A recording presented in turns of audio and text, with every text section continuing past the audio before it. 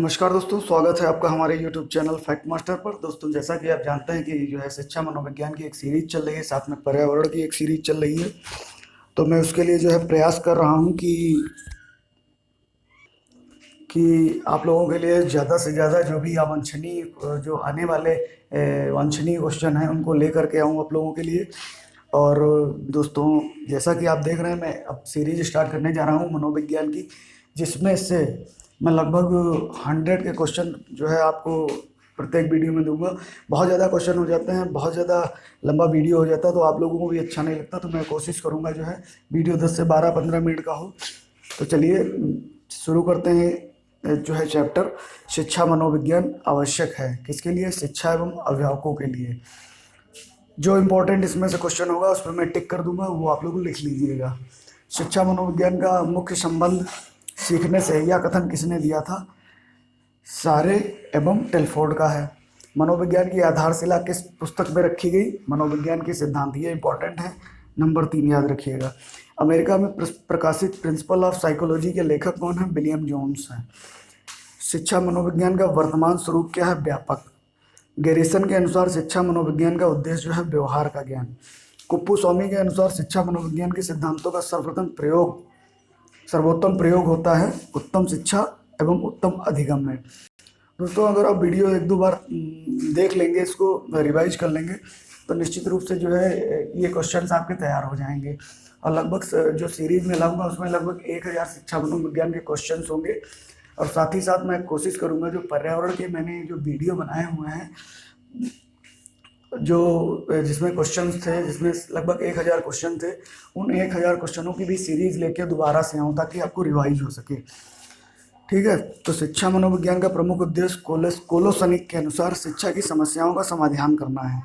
कैली के अनुसार शिक्षा मनोविज्ञान के उद्देश्य जो हैं वो 9 बताए गए हैं। स्किनर के अनुसार शिक्षा मनोविज्ञान के सामान्य उद्देश्य क्या हैं? बाल विकास। और स्किनर के अनुसार शिक्षा मनोविज्ञान का जो विशिष्ट उद्देश्य है वो है बालकों के वांछनीय व्यवहार के अनुरूप। ये जो इम्पोर्टेंट है, बाल विकास शिक्षा मनोविज्ञान का जो उद्देश्य बताया है स्किनर ने, वो बाल विकास बताया है। बालकों के वांछनीय व्यवहार के अनुरूप शिक्षा के स्तर व उद्देश्यों को निश्चित करने में सहायता करना, ये स्किनर की जो है शिक्षा मनोविज्ञान का विशिष्ट उद्देश्य है। तो इसको ध्यान रखिएगा। शिक्षा मनोविज्ञान के क्षेत्र में वह सभी ज्ञान और विधियां सम्मिलित हैं जो सीखने की प्रक्रिया से अच्छी प्रक्रिया समझने में सहायक है। ये कथन जो है लीका का है। गेट्स के अनुसार शिक्षा मनोविज्ञान की सीमा जो है अस्थिर और परिवर्तनशील है। तो दोस्तों, गेट्स के अनुसार अगर शिक्षा मनोविज्ञान की बात की जाए तो अस्थिर और परिवर्तनशील है, यानी जो है परिवर्तित होती रहती है। अगली अगर बात करें तो अवस्था विशेष के आधार पर हमें किसी को बालक या युवा वृद्ध कहना चाहिए। ये कथन जो है फ्रोबेल का है। हर्बर्ट के अनुसार शिक्षा सिद्धांतों का आधार होना चाहिए मनोवैज्ञानिक। मॉन्टेसरी के अनुसार एक अध्यापक द्वारा उस स्थिति में शिक्षण कार्य प्रभावी ढंग से किया जा सकता है जब उसे ज्ञान होगा मनोविज्ञान के प्रयोगात्मक स्वरूप का। मॉन्टेसरी के अनुसार, याद रखिएगा, प्रयोगात्मक स्वरूप। चलिए आगे बढ़ते हैं। वर्तमान समय में शिक्षा मनोविज्ञान की आवश्यकता है जो बाल केंद्रित है। ये क्वेश्चन जो है आया हुआ है, इम्पोर्टेंट है।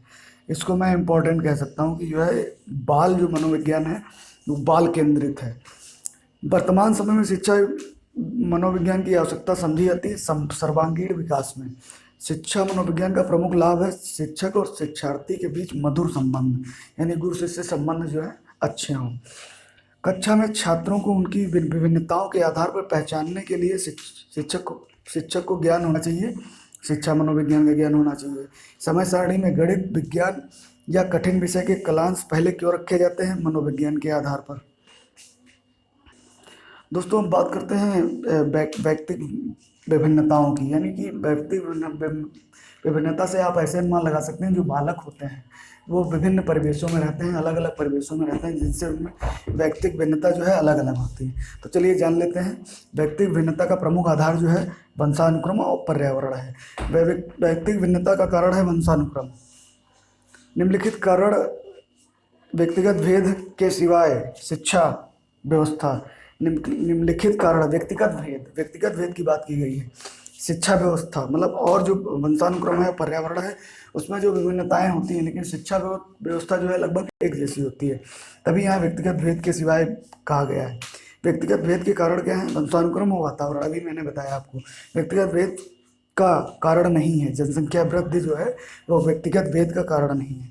व्यक्तिगत भिन्नता में संपूर्ण व्यक्तित्व कोई ऐसा पहलू सम्मिलित हो सकता है जिसका माप किया जा सकता है। स्किनर जो परिभाषाएं इसमें दी हैं वो भी इम्पोर्टेंट है, वो भी कभी कभी पूछ ली जाती हैं, तो आपको ध्यान रखना होगा कि व्यक्तिगत भिन्नता के विषय में स्किनर ने क्या कहा, या फिर इनका अगले वीडियो जो है, नेक्स्ट वीडियो में लेके आऊँगा जो जिसपे केवल परिभाषाओं की चर्चा करूँगा। अन्य बालकों की विभिन्नताओं के मुख्य कारणों को प्रेरणा, बुद्धि, परिपक्वता, पर्यावरण संबंधी उद्दीपन की विभिन्नताओं द्वारा व्यक्त किया जाता है। यह कथन किसका है? गैरिसन व अन्य का। विद्यालय का यह कर्तव्य है कि वह प्रत्येक बालक के लिए उपयुक्त शिक्षा की व्यवस्था करे, भले ही वह अन्य सब बालकों से कितना भी भिन्न क्यों ना हो। Crow and crow. चलिए आगे बढ़ते हैं। असामान्य व्यक्तित्व वाले बालक होते हैं प्रतिभाशाली। असामान्य व्यक्तित्व होगा तो प्रतिभाशाली बालक होंगे। आगे हम बात करें तो भय अनेक बालकों की झूठी बातों का मूल कारण होता है। यह कथन स्ट्रैंग का है। प्रतिभाशाली बालकों की बुद्धि लब्धि होती है 130 से अधिक। पिछड़े बालक कौन से होते हैं? जो किसी बात को बार बार समझने पर भी नहीं समझे, चाहे जितना उनको समझाओ लेकिन वो समझेंगे नहीं, तो वो पिछड़े बालक के अंतर्गत आते हैं। प्रतिभाशाली बालक की विशेषता जो है, साहसी जीवन पसंद करते हैं, खेल में अधिक रुचि लेते हैं, अमूर्त विषयों में रुचि होती है, यानी कल्पना में खोए रहते हैं कि ये चीज़ ऐसे है तो कैसे होगी। उनके अंदर एक कौतूहल होता है, एक जानने की इच्छा होती है।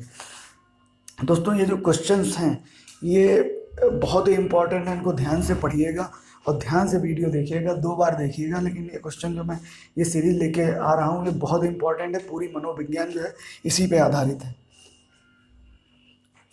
अगली बात करें तो कुप्पुस्वामी ने क्या कहा था? शैक्षिक पिछड़ापन अनेक कारणों का परिणाम है, अधिकम में मंदता उत्पन्न करने के लिए अनेक कारण एक साथ मिल जाते हैं। यानी कि जैसे बच्चा सीख रहा है तो उसमें जो है कई ऐसे कारण आ जाते हैं कि उसके सीखने की गति जो है कम हो जाती है, जिसे इन्होंने शैक्षिक पिछड़ापन कहा है। कोई भी बालक जिसका व्यवहार सामान्य सामाजिक व्यवहार से इतना भिन्न हो जाए उसे समाज विरोधी कहा जा सके, बाल अपराधी है। ये गुड ने कहा है।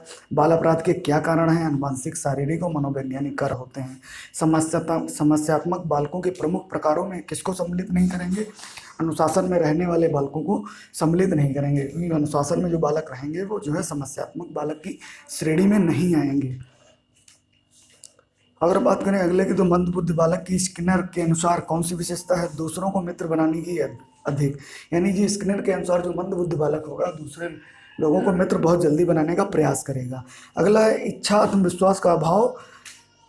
हाँ, ये स्किनर ने कहा कि दूसरों को मित्र बनाने की अधिक इच्छा और आत्मविश्वास का अभाव, संवेगात्मक और सामाजिक असमायोजन। तो इन्होंने ये बात कही है कि दूसरों को मित्र बनाने की अधिक इच्छा होगी लेकिन कॉन्फिडेंस बिल्कुल नहीं होगा, और जो संवेग होंगे, जो मानसिक क्रियाएं होंगी, संक्रियाएं होंगी, वो जो है समाज में स्थायित्व नहीं बैठा पाएंगी, समायोजन नहीं बैठा पाएंगी, समाज के साथ चल नहीं पाएंगी। चलिए आगे चलते हैं। और आगे अगर हम बात करें तो व्यक्तिगत एक व्यक्ति के व्यवहार के तरीकों, दृष्टिकोणों, क्षमताओं, योग्यताओं और रुचियों का विशिष्टतम संगठन है। यह कथन जो है मन का है। बालक का संवेगात्मक व्यवहार प्रभावित होता है उपवृक्क ग्रंथि से। ये बहुत इंपॉर्टेंट है। आत्म केंद्रित व्यक्ति का व्यक्तित्व होता है अंतर्मुखी। जो अंतर्मुखी वो होते हैं जो अंदर ही अंदर जो है अपनी बातों को रखते हैं, बाहर अपनी बातों को जो है प्रदर्शित नहीं कर पाते हैं। सामाजिक अंतरक्रिया की दृष्टि से जुंग के अनुसार व्यक्तित्व के 3 प्रकार हैं। युंग, कहीं कहीं जुंग लिखा है, कहीं कहीं लिखा है युंग, तो इनके अनुसार जो है 3 प्रकार इन्होंने बताए हैं, 3 प्रकार बताए हैं। अगली बात करते हैं तो अगली जो परिभाषा दी है, व्यक्तित्व गुणों का समन्वित रूप है, सभी गुणों का जो है गुच्छा है, वो कहा है वुडवर्थ ने। व्यक्तित्व व्यक्ति के भीतर उन मनोशारीरिक गुणों का गत्यात्मक संगठन है जो वातावरण के साथ उसके अद्वितीय समायोजन निर्धारित करता है। आलपोर्ट की बहुत ही इंपॉर्टेंट जो है, आलपोर्ट का सील गुण सिद्धांत, मैं उस पर भी चर्चा करूँगा, बहुत ही इंपॉर्टेंट है। आगे चल करके मैं अधिगम के सिद्धांत, बुद्धि के सिद्धांत और जो भी जितने भी सिद्धांत जो महत्वपूर्ण हैं उन पे चर्चा करूँगा, उनको बहुत कायदे से समझाऊंगा। और जो मैंने समझाए हुए हैं, चाहे वो कोहलबर्ग हों, चाहे वो जीन पियाजे हों, चाहे वो वाइगोट्स्की हों, उनके आप लोग जरूर देख लीजिएगा, क्योंकि जो अगर कोई भी क्वेश्चन आता है तो अगर सिद्धांत आपको पता है तो तुरंत जो है आप जान जाएंगे कि इसमें कौन सा क्वेश्चन सही है, भले वो पेडागोजी से संबंधित हो, स्कूल से संबंधित हो, समाज से संबंधित हो, वातावरण से संबंधित हो। अगर आपको सिद्धांत पता है तो आप निश्चित रूप से जो है उसको हल कर लेंगे। चलिए अगली बात करते हैं, व्यक्तित्व को निर्धारित करने वाले कारक कौन से हैं? तो जैविक या अनुवांशिक और पर्यावरण संबंधी कारक हैं। व्यक्तित्व संबंधी गुण प्राप्त होते हैं शरीर एवं अंतःस्रावी ग्रंथियों से एवं तंत्रिका तंत्र से। आत्म केंद्रित व्यक्ति को किस वर्ग में रखा जाता है? अंतर्मुखी। परसोना का अर्थ है, परसोना यानी कि मुखौटा, पर्सनालिटी की बात हो रही है तो परसोना का अर्थ होता है मुखौटा, कई बार पूछा भी है। मूल्यों के आधार पर व्यक्तित्व का वर्णन किसने किया? स्पेंगर ने किया था। कार्ल यूंग के अनुसार अंतर्मुखी एवं बाहरमुखी दोनों होता है। हिपोक्रेट्स के अनुसार व्यक्तित्व, यहाँ पे कार्ल यूंग व्यक्तित्व की बात हो रही है। व्यक्तित्व के हिपोक्रेट्स के अनुसार व्यक्तित्व के क्या प्रकार हैं? हिपोक्रेट्स ने बताया निराशावादी एवं कफ प्रधान। व्यक्तित्व के प्रकारों का विभाजन जिस आधार पर हुआ वह है शरीर रचना, समाजशास्त्रीय दृष्टिकोण और मनोवैज्ञानिक दृष्टिकोण। व्यक्तित्व को प्रभावित करने वाले कारक हैं वंशानुक्रम एवं वातावरण। चलिए आगे चलते हैं।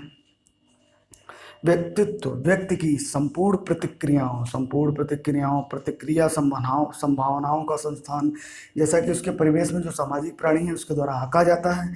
यह व्यक्ति के व्यवहारों का एक समायोजित संकलन है जो व्यक्ति अपने सामाजिक व्यवस्थापन के लिए करता है। ये डेसील का कुछ जो है परिभाषा है व्यक्तित्व की ये बता रहे हैं कि समाज में बालक जो है प्रतिक्रियाएं करता है, जितने भी संभावनाएं होती हैं उनका एक जो है एक बंच है, एक गुच्छा है जो परिवेश में सामाजिक प्राणियों द्वारा आंका जाता है, पूरे समाज के द्वारा आंका जाता है।